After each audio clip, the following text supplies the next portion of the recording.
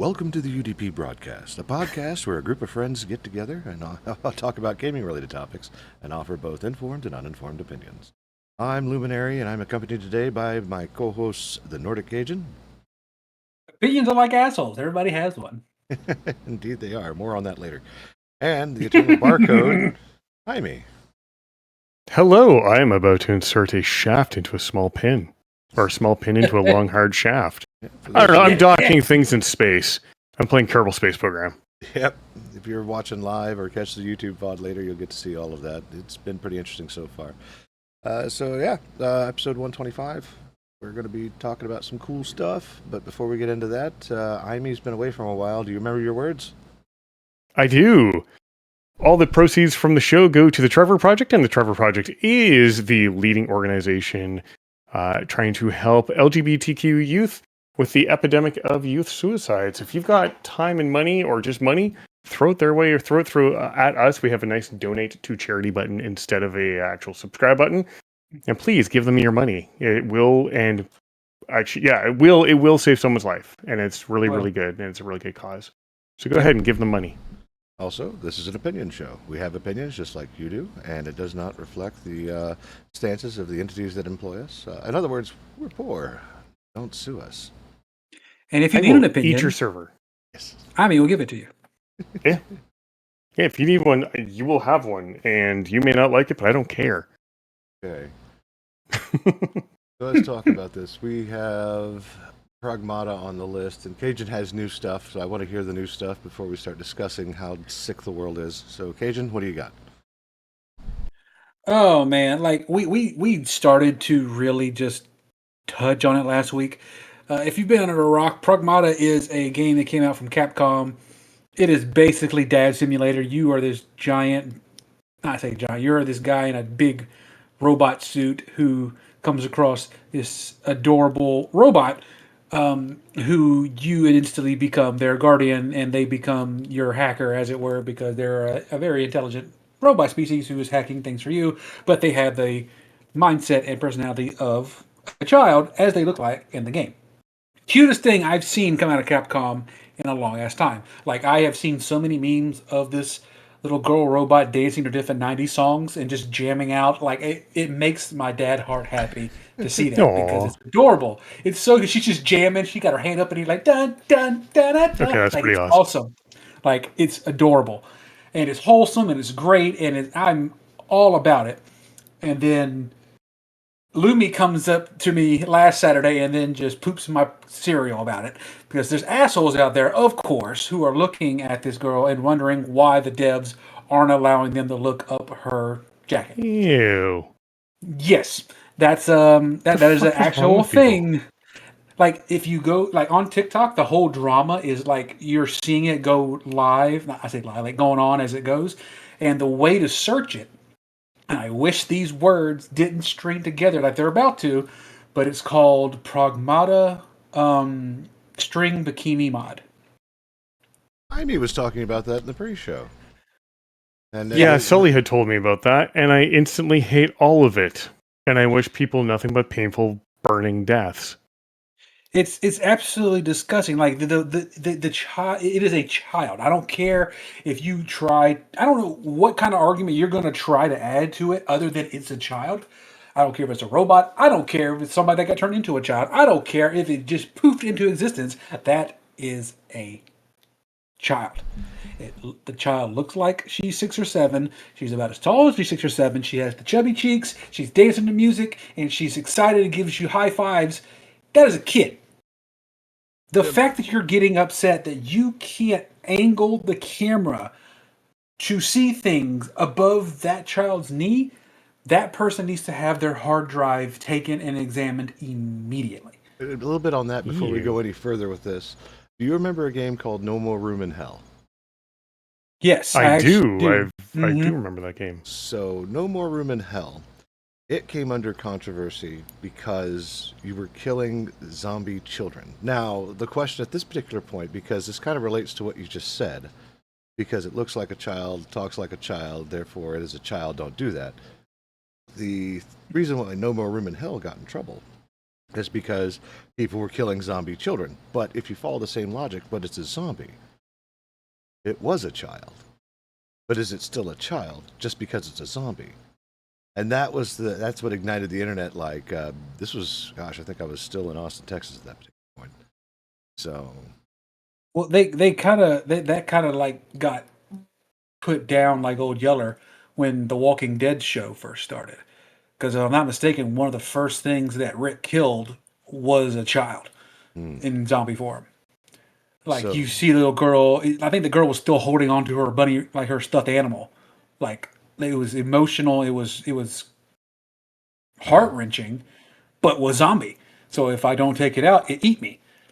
That's a that's a but it's still a child. it is. And that's Hang on a minute. I know the you're playing devil's advocate. Let me see if I can retort before you. okay, Hang fair on. enough. Okay, so yes, that is correct.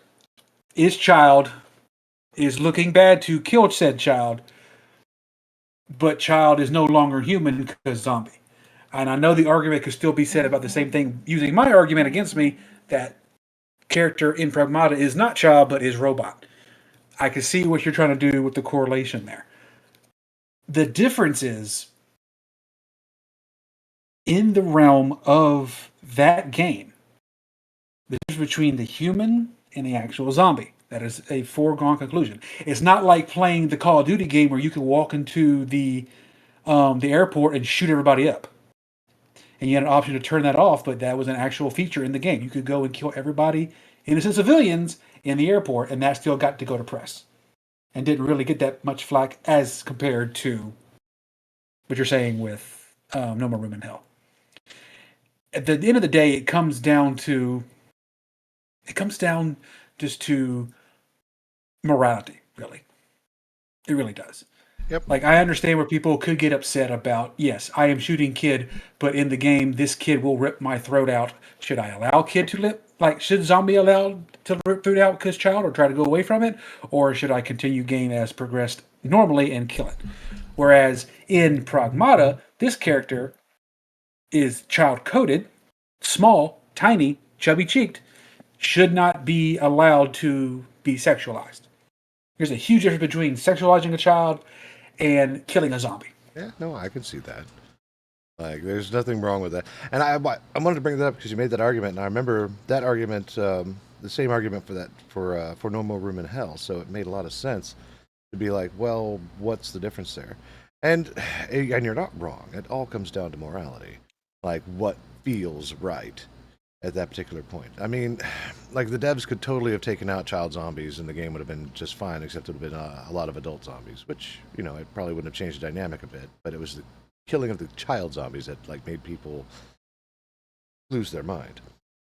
So, but yeah. Either way, yeah. Continue on because there's a lot going on there, and honestly, the it seems like they make their own lists because it started off with an X tweet, and then everybody that not retweeted, but replied to that tweet, they pretty much self-listed themselves. So I mean, That's what I'm saying. Like anybody, like so many people got up there and like again, I mentioned earlier, every single person that was defending the guy or the person or the thing, I'm gonna call it the thing that was talking about that, they should all have their hard drives checked. They really should. And I'm giving kudos to Capcom on this one because if I'm not mistaken, they're being very like hard nosed about mods for this game because of that. They're trying their best to keep this from being a normal thing with this because this is the second game in a row that there's been a younger. Get out right now. Adult topic. Get out right now. I love you. Get out. I love you. Go. 10-year-old does almost not need to hear this. almost another No I More told Room him in Hell situation. All right. Completely just took the train off the rails. Okay. Help me. Where was I? CP, wood chipper, things like that. Yeah, like the fact that anybody was trying to defend the mindset that a young character should be allowed to be seen. That's like going. Let's flip it back to Nintendo. I mean, you can't do this on Nintendo, but let's think about it. How outraged would people be if they thought they should be able to implement a mod on Donkey Kong Bonanza to where she had like a bikini on and ride around on Donkey Kong's shoulder?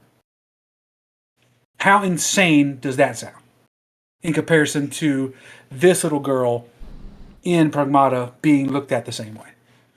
It's becoming too easily the norm with some of these people in the community. Mm-hmm. It really is. And the last two games that Capcom came up with, they had this one, Pragmata. If I'm saying the name wrong, I'm sorry. And then No, you're fine. they had Resident Evil Requiem, where you're protecting. I believe it's either the main characters from 7 and 8's daughter or a daughter of that daughter or something like that. There's a younger girl that you're protecting in that game. And they were doing the exact same kind of thing with her as well. It is getting too easy and too common for these basement dwelling neckbeards to sexualize younger characters at all.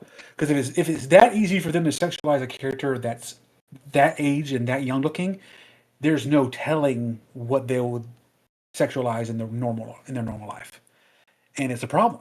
It's a growing problem. So And along that line, I don't remember where I read it, but you know how people tend to use the term young girl or young woman versus girl, young boy or young man versus boy mhm, or child? Yeah, mhm, apparently that has a lot to do with unpleasant things. So the fact that they're sexualizing a child does not surprise me. Because these are some of, not all, but some of the same people that like to use the term, a young woman. No, they're a child. If they're under 18, they are a child. Go fuck your hat. mhm. And I don't even need to finish that sentence for people to figure out where that's going because, yeah, that's apparently a thing. I did not realize that. And it is horrifying, but it goes right along that same theme. Mhm. And again, it's becoming way too easily discussed or brought up or even accepted amongst that minutia of the community. So again, kudos to Capcom for trying to shut it down immediately. It's very rare that you see the big corporation do anything like that. Period. The fact that they're shut it down so quickly and so early, they get a gold star from me, which I don't give those out big time or rarely for these big corporations. Yep. Well, Um, Capcom's been pretty solid in like the quality of stuff that they produce, versus like I mean even Monster Hunter like for it's rich and fully featured where it's at right now. Like with Monster Hunter Wilds, I know some folks didn't like it because it didn't feel like World, but that's just standard like expectation drift. Who cares, right? mhm. But like People are going to even hate for the sake of hating. yeah, but everything they've come out with that is like this is their first original IP they produced in a while, and the story behind Pragmata. I mean, it was like it was an intern project for people to come in to work on production grade video games, AAA video games, and they ended Hmm. up fleshing it out to go be released, which is why it took so long, shelved and things like that. Because if you ever follow it, it was announced in like 2021, 2022, and they said it'd be released in 2024, but then they're like, we're not going to do it. And then in 2026, boom, Pragmata, and you're like, I remember being on TikTok and seeing Hey, like, what is this game? I've never seen this before. And my buddy behind me, he was sitting there, he's like, I saw something about this, and now it's out. I mean, it's just like, bam, there it is. So, I mean, it's interesting the way this actually came out because it was an intern. It was pretty much the tutorial for learning how to make games at Capcom, and then they decided to make it feature rich and let's go, right? How do we, what took them so mhm. long was how to get the gunplay mechanic and the hacking mechanic to work well together so it doesn't feel ham-fisted. And I can tell you from my personal experience, it feels great. It does. Like you don't even notice. Just from the clips from the game that I've seen in the gameplay, Mhm. just seeing her going 1-0, 1-0, 1-1-0, 1-0, 1-0 was so cool. I was like, that is awesome. Yeah. If you look at your Discord messages, I've sent you the thing that I've been sending to other people when people are like, "How's Pragmata?" and that's what I send. So you're gonna go watch that real quick. All right, Again. I will have a look at Let that. me see real quick. As you mentioned, Resident Evil Loading. Requiem and whatnot. So, but yeah, no. The other things that I have with Pragmata is not necessarily that end of it. It has to deal with the rest of the internet community. Talking about it's all the traditional social justice warrior stuff, and I hate using that term because there is some good that has come out of people calling out, standing up, and whatnot. But in this particular case, it's a story about a dude who arrived with his investigation team to figure out what's going on the moon, and it turns out the AI is bad, okay, and It's bad, guy. and runs into this little robot girl, and he even calls her a chatbot. Like he doesn't personalize her as a her or an it or anything. It's just like, so you're pretty much an advanced AI chatbot, and she goes, what? So, but for all intents and purposes, she's got that shiny-eyed, inquisitive vibe, along with the childlike mirth that comes with exploring stuff. Like when you start giving her remnants of Earth, because you can 3D print literally anything on the moon. And they were like, one of the first things you get is a globe, and she's like, "Oh, this is Earth. This is neat. I've never been here. Here we go. Here's Malaysia and so forth," and was asking questions in a very, like a kid would, which was kind of neat. But the rest of the internet, I know that there were some reviewers or some journalists who had some op-eds like, "I'm not playing this game. It's another masculine game with female support roles." What? Or how it's toxic that the game is released. There are some folks that have outright called Capcom for rendering that child as pedophiles. Like, it's all over the place. Like, it is probably one of the biggest controversial games that came out, not for any of the reasons that you think it would be. Like the pedophilia stuff, I expected, but this other stuff, for reals. Some people should have been swallowed, plain and simple. Or left in a sock. Yep. Like, it's ridiculous that these people are allowed to have. I'm all for free speech. I'm all for having an opinion, but I'm also for the consequences of those words also being used against them, and a lot of these people get away for this shit for free, from the top to the bottom. So it's just like, even for the whole like dad space comment, or this is what it's like to be a dad in a video game, or the claims that this is making more gamer dudes want to be dads, and lady gamers that want to have children and things like that. They've even gone as far as a conspiracy theory that this was a ploy by Japan to increase their birth rates by creating this game. Fuck. No, it's out there. Like the tinfoil hat was shining all the way across the, like you could see it. It's just, I'm not going to say those people need to bathe in lava, but those people need to bathe in lava. Like, here's the normal reaction to the game. Oh my god, she's adorable. She must be protected at all costs. How everybody else is reacting, they're trying to make us get pregnant. They're trying to increase the fertility. Pregnant. Like, it's my new favorite. Like, you're welcome. You can have that. It's just pregnant. like the IQ level of the collective when it comes to this kind of stuff is growing smaller and smaller every single day. It is a god dang video game where you have a really cool aspect of hacking and shooting at the same time. At its core, that's what the game is. The cuteness and the dancing and everything is just the fluff that keeps you emotionally engaged. It's not trying to get all the female, lady girls playing the game having baby fever. It's not trying to make all the guys and fellas just wanting to become dads. It's a game where you go in and shoot giant ass robots with a child character that can hack. That's all it is. That's all it is. Anybody who takes it beyond that is either self-projecting or self-incriminating. Yeah. So I'm gonna drop the mic right there on that one. Yep. But all in all, it is a really good game. I've played it. It feels really good. The gunplay is If I great. had, The hack mechanic is great. The weak point system is great. The story is okay. I think the folks from Gamer Ranks pretty much said it is the most video game you've ever played. that's all it should be. Yep. That's it. Leave it at that. Leave all other opinions at the door. Leave it at that. Yep. Let the game be a game. Indeed. Anything else? That's your problem.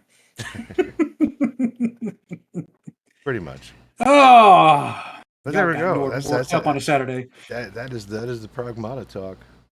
Unless Amy has other things that they want to inject into this. If not, I know Amy was. No, I want to melt people.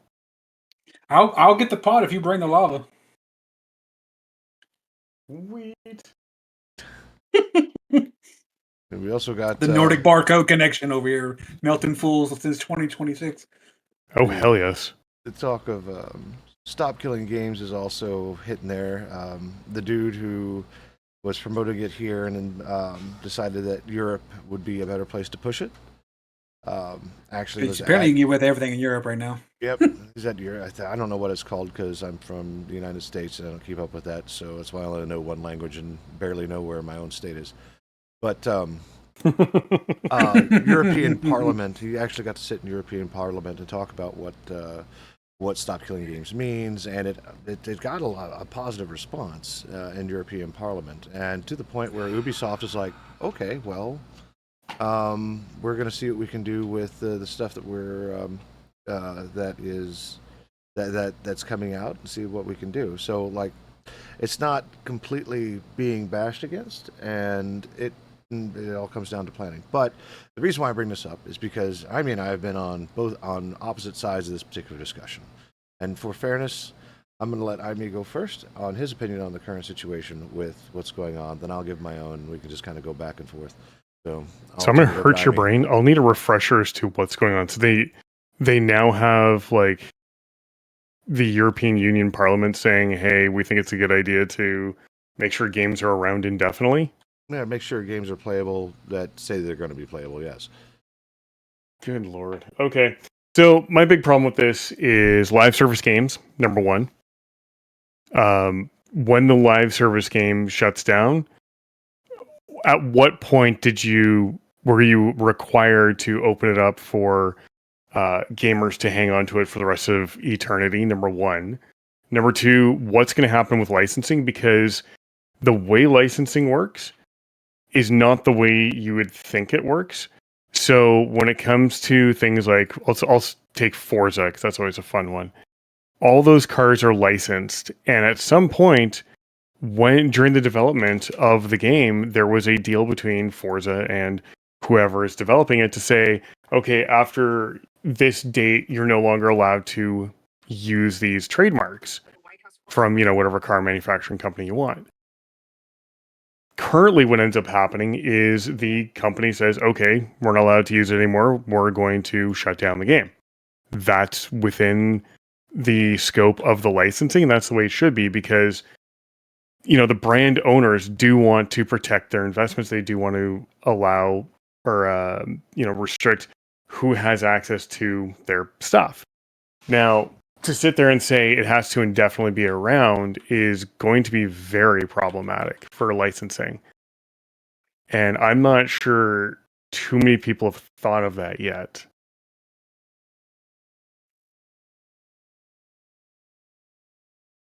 I know that initially when this was first talked about, that was also one of the things. Like, so you mentioned end user license agreements. For games such as that, if it's written into the end user license agreement, there's not much that we can really do about that, right? Because we all have to agree to it, whether we read it or not, and people can't be upset if it's already in the EULA. And I could totally see that, especially for things like Forza, where the logos and brands are licensed and their cars are being used, and they're like, well, we don't have the license for this anymore, and it's too costly versus how much money we're actually going to be making off this game. So yeah, we're not doing this anymore. And that makes a lot of sense. I can see that. that would that is a very very good argument for why stop killing games if that is one of the requirements would be in detriment, because then we wouldn't get games like Forza because of licensing. There's another argument that Amy had brought up before when it comes to licensing, and that is the Oh actual yeah, game private itself. servers. Yeah, the actual game itself. At what point does what gets turned over, what doesn't get turned over, and things like that. So, and I don't think should ever be a discussion of what gets turned over. For me, I think it happens at the planning stage. Like, how do we keep this playable for people that like the game? Right. We have this wonderful live service thing where we can stream in constant updates, and we've got where it has seamless multiplayer because they just connect to one source, and you can pretty much be like, I would like to play the game now, and it goes, no problem, matchmaking done. Here, go play with Bob and his friends. Bob and his friends, yeah, they're trolls, but it's fine. You can report them. Fantastic, right? That's the way it should be. Not all games that are made are meant to be that way, and I know that if it's agreed to that this game will, at any point when the company terminates the game, that it no longer will be available for play, and any attempts to reverse engineer, hack, or create shards or things like that will be met with Nintendo-like litigation. I can understand that as well. But what about games like, let's take Pragmata, for example. Pragmata does not have an online component, or nor is anything stored outside of whatever platform you're using as cloud save stuff, right? Mm-hmm. Yeah. Yeah, hold on, my brain just went beep. I know that feels. No, you're good. Squirrel. Pragmata is a single player game. There shouldn't be any reason why we're connected to the internet anyway, unless it's for like streaming updates and things like that. Well, once the game is done, all the updates are done. At that particular point, why are we checking the server if there's nothing else left in this game to do? We're not playing with anyone else. We're not maintaining net code for that type of thing. Like, the game is complete. So at the design phase, whenever these are made and declared, it could be written into the game, like, whether it's just a simple switch inside the code that just gets recompiled and shipped out to the users, the players, be like, okay, well, we're no longer supporting the game. All the DLC is included and all the optimizations and everything. So whenever you go download this later from your Xbox library, your Steam library, or whatever else, you'll have all the updates. That's where it lives. We're not maintaining it anymore. Go have fun. That's reasonable. There's other cases where, like, I think earlier in the before the show started, I was talking about Neverwinter Nights, where it has a single player component, but there was also a creator component to it as well. Think about it as like Roblox before it was Roblox and a lot less CP, right? For the folks that ran their own servers, they were relying on BioWare's server finder in order for their servers to be connected to. You would list it up, and I know this because I used to run a Castlevania-like server with one of my friends way back in the day. It was a lot of fun. So the community has been able to shard that off and do their own thing, so that way the community can still play Neverwinter Nights, which is still a great interpretation of Dungeons and Dragons. So, and it's a great interpretation of Dungeons and Dragons at that time. Right. So, and that's where that's where I'm at with it. There are some things that absolutely should not be geared this way. Like, let's say if League of Legends wasn't already an established franchise, or let's take Concord, for example. Let's say it was released tomorrow, and Stop Killing Games has had their litigation, their push for success to be done. Well, if Concord, even though it was a shit game, was just like, yeah, no, this is a live service game. This will be maintained as long as it's useful. After that, TFB. There's no single player component. If people want to play it after that, then, well, that's too bad because it's not making the money. And that's what happened. Concord was a garbage game. It was not making them money, and it took them less than 6 months to be like, yeah, we're not doing this. This is costing us money to have out, and we needed that money to make other games that may or may not be as good. I'm just also worried about innovation in the industry because if there's always going to be such a push to make sure your game is playable long after it's no longer a viable product or long after licensing for whatever has expired, how much innovation are we going to see? Because now you have to make sure that you have something that sticks around forever. But for example, netcode has changed over the years. We're not using IPX anymore. What do we do when UDP and TCP are no longer used and new protocols are going to use?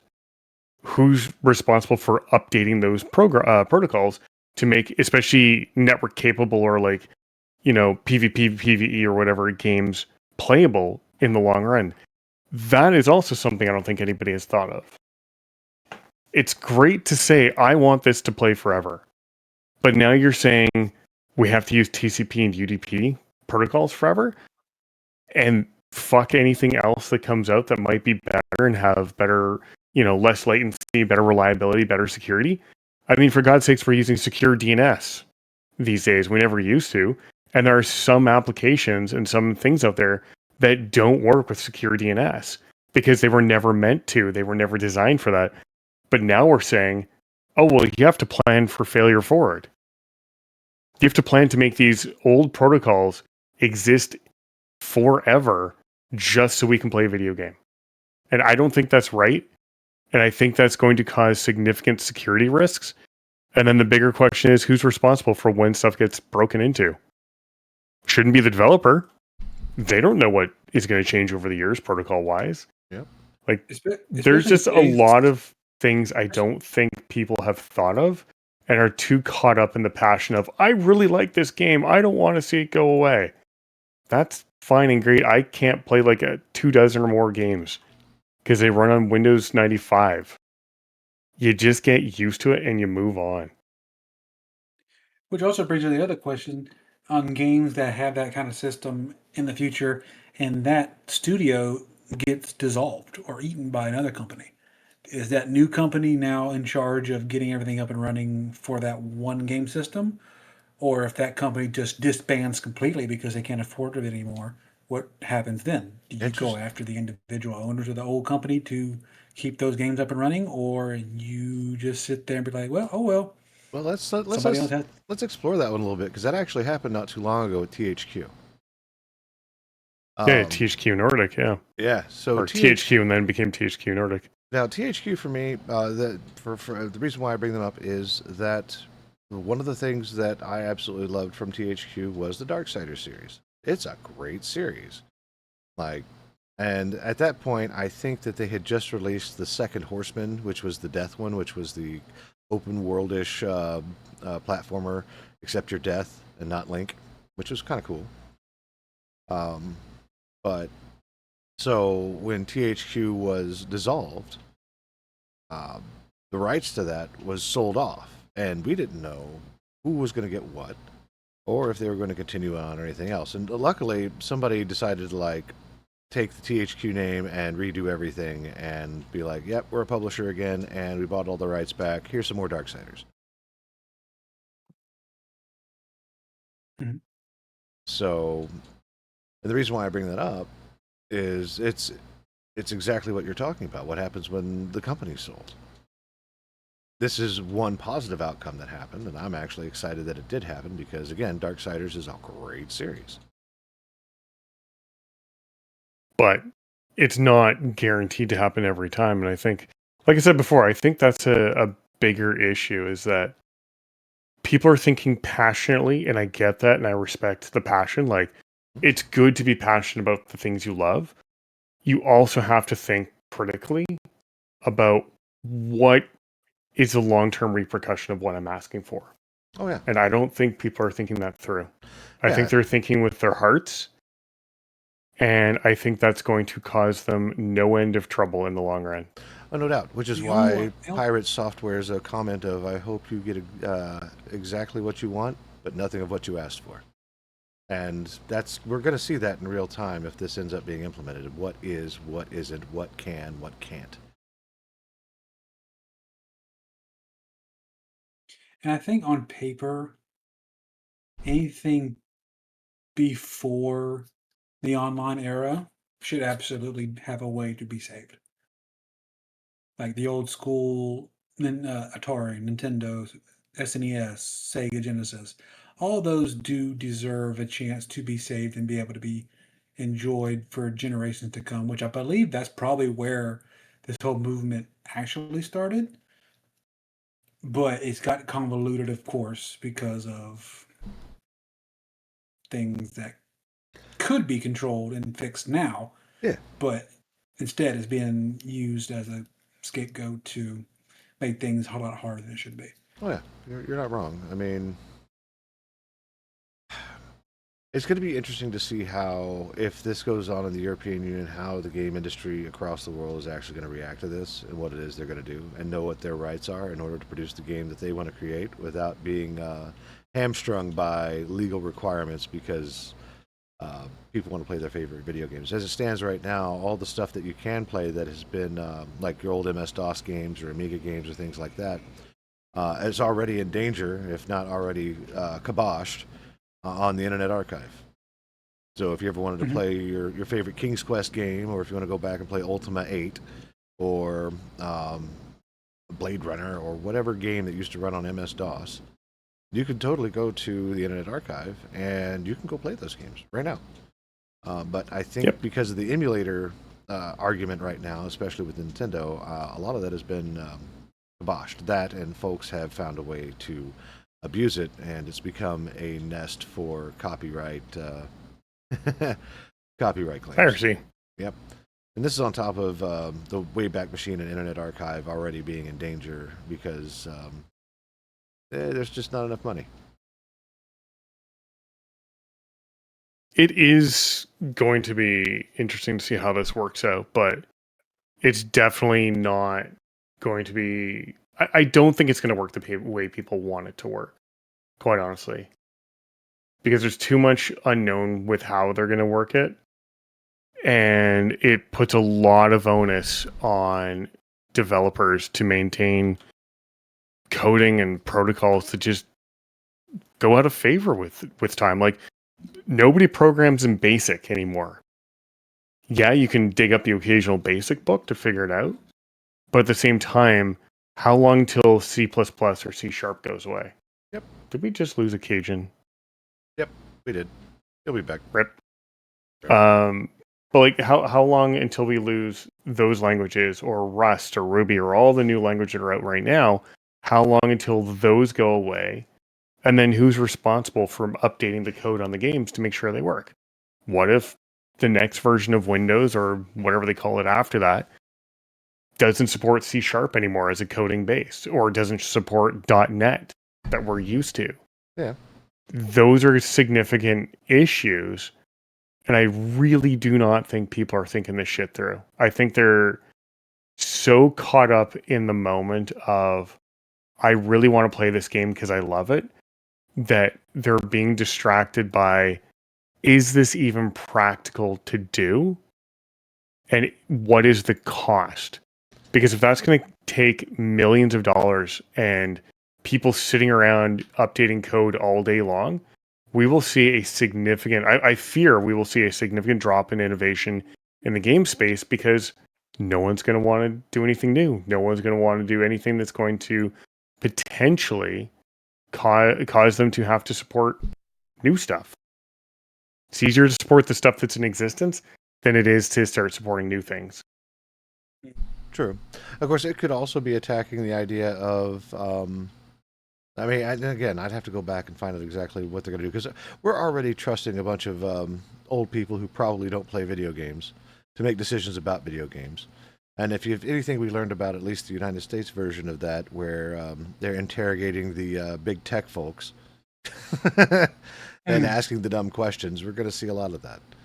So we don't have experts in the field in the government to make these type of calls in order. I mean, it sounds fair. I mean, I like the idea of it. I think that it needs some more time to cook, so that way we can get something that's actionable. Because right now it's more blanketed and not targeted. That's kind of where I'm at with the whole thing.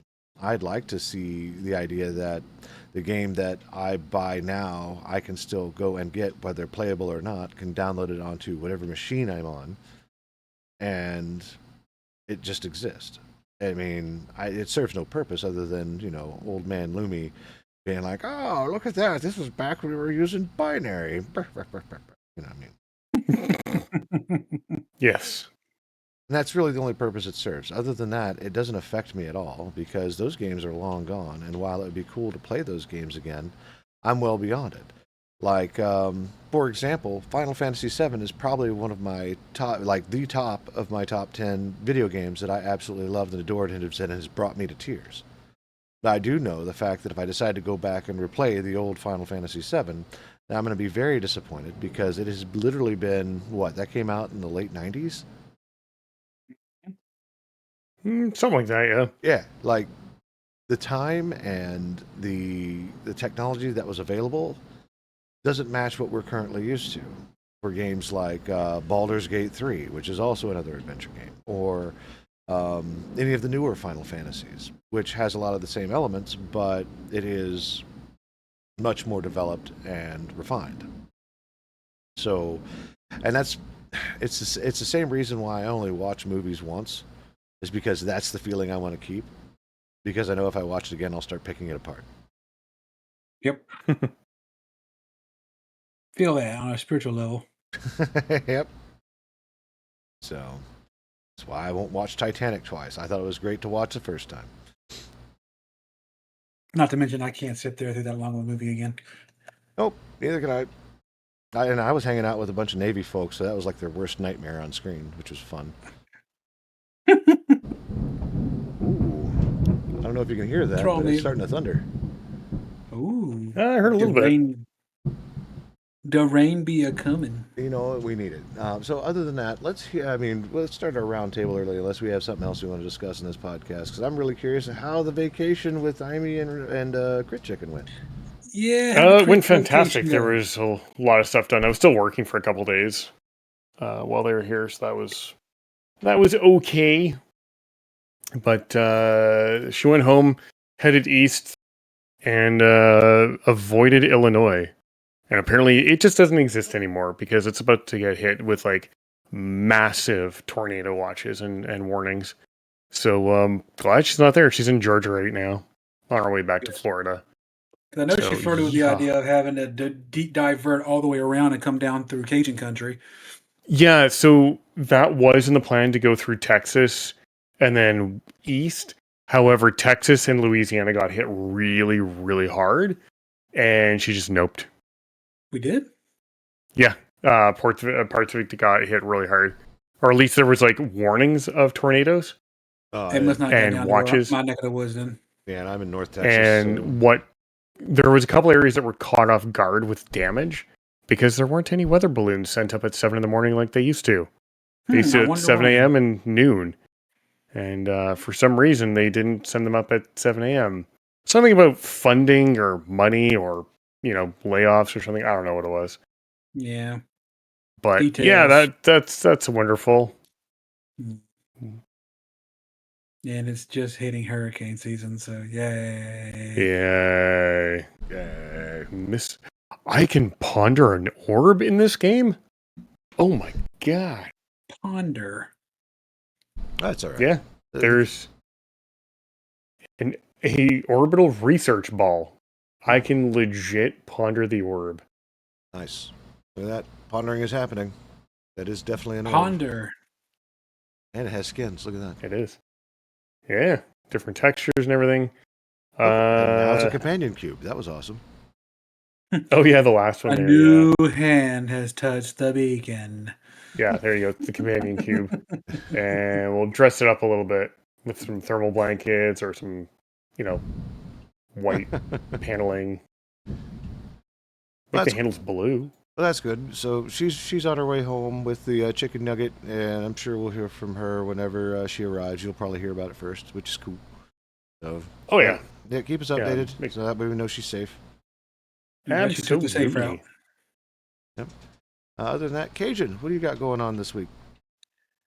Oh, well, probably more freaking Pokemon Champions. This game has taken over my entire life, Lumi. I am so not. I'm not embarrassed, but I'm more disappointed at how much I'm enjoying the game. Because, as you know, I'm a shiny hunter. That's my thing. I like to go play games and find the sparkles. This game came out, and it ignited a fire in me that I didn't know I had competitively. Right. It's been so much fun to be able to jump into a game and just be able to create a team of Pokemon and go in there and go against other people who've been doing this for God knows how long, and you're able to compete with them. Um, each each ranking has a different level of Pokeball. You start at Pokeball level, Great Ball level, Ultra Ball, Master Ball, and then there's the champions who are like the cream of the crop, the top like 200 or whatever. I just crossed the threshold of the Ultra Ball.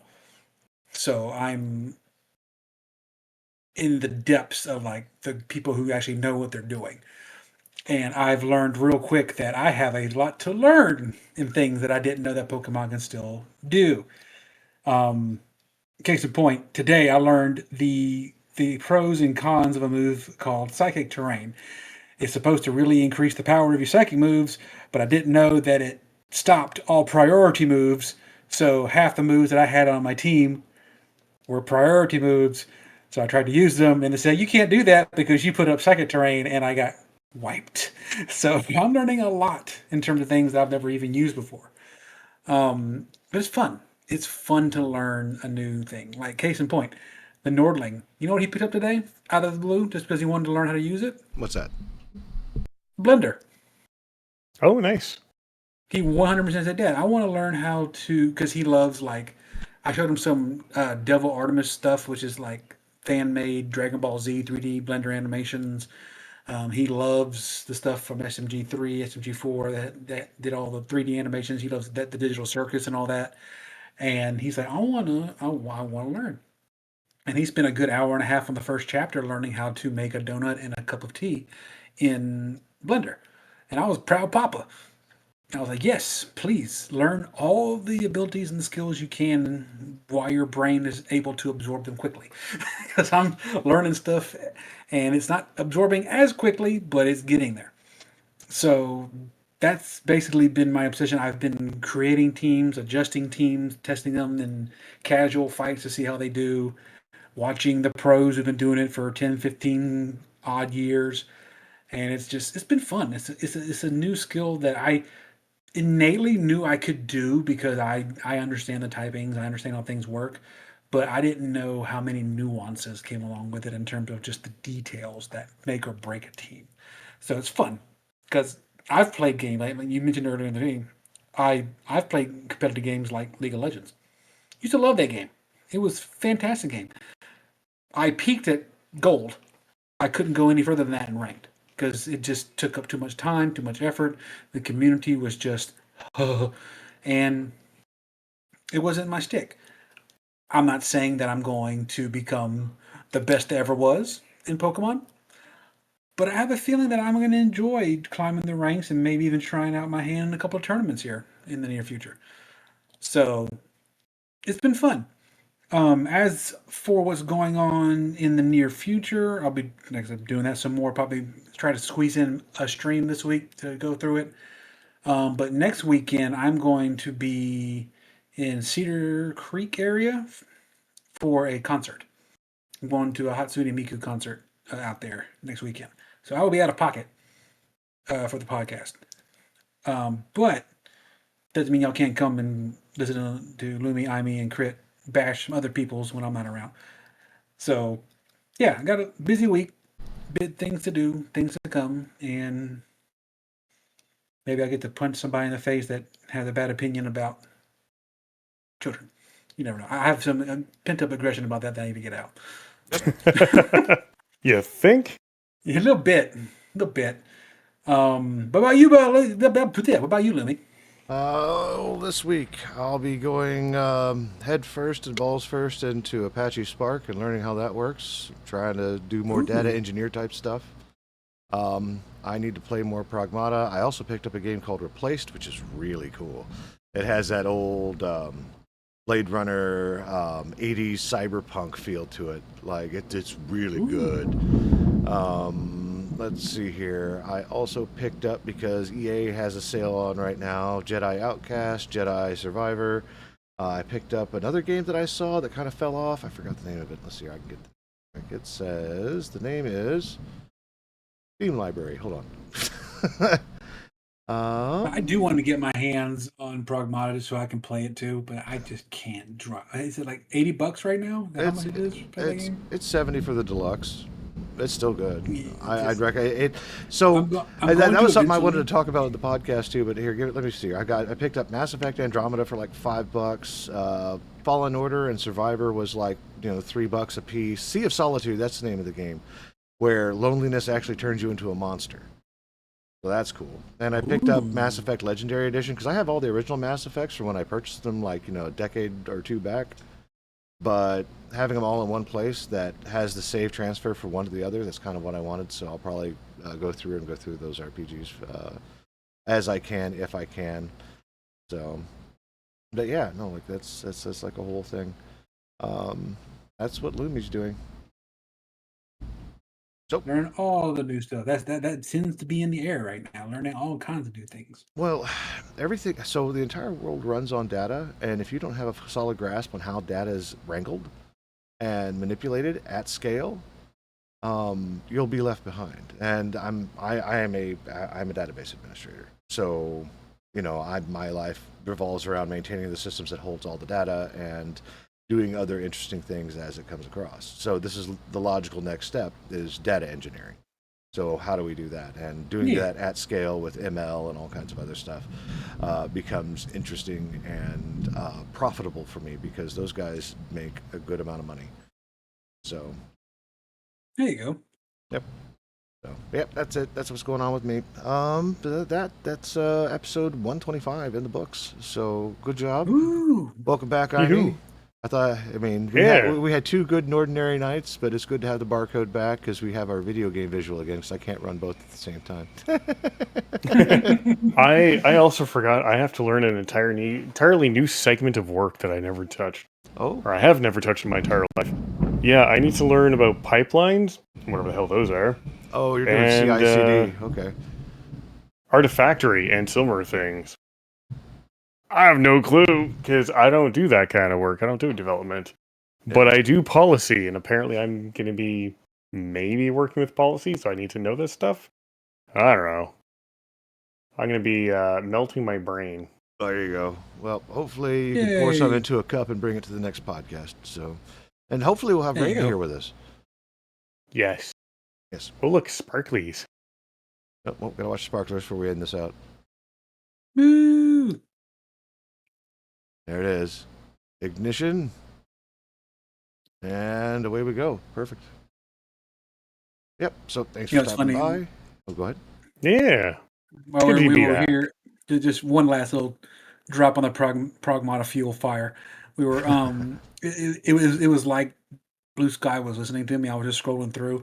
Somebody posted Pragmata with quotations 2026, and they had a picture of Donkey Kong Bonanza.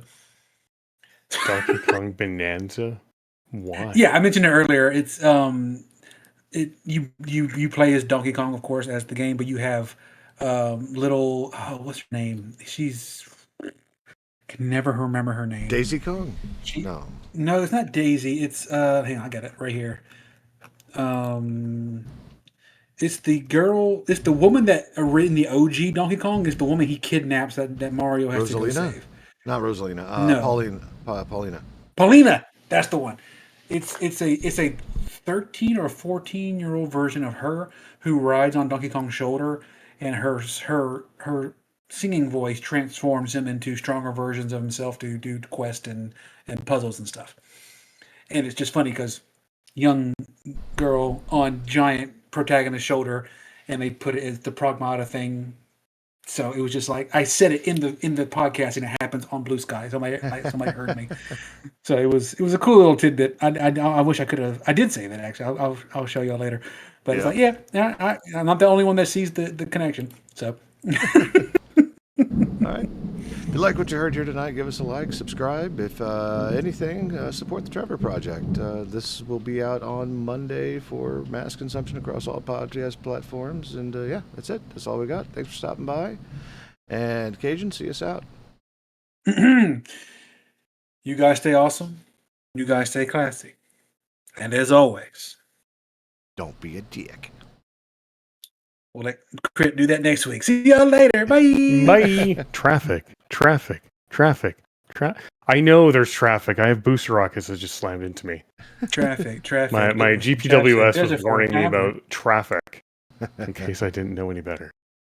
I love GPWS. It's the most amazing system ever, This is true. especially in a video game. All right. Let's see here. What are we doing? I put the link to that post on in host chat so you can see what I'm talking about. Oh yeah, did you see the link I sent you in your individual chats? I was trying to watch it earlier, but it wouldn't load for me. Try again. I saw that. I haven't clicked on it yet. I'm a little worried about clicking on it. Should I be worried? It's TikTok. Let me watch it first. And I'll let you know. No, it's good. It's not the usual Lumi. No, I've Lumi seen swap. this. It's good. It's wholesome. It's wholesome. I mean, you'll like it. All right. No, let me know if you. Yeah, pick I've up seen that one. Pragmata, I've seen that Cajun, 'cause TikTok. I think It's that good. you're gonna lose your Bye, shit. Fenris. Fenris. Bye, Fenris. Best Fenris ever.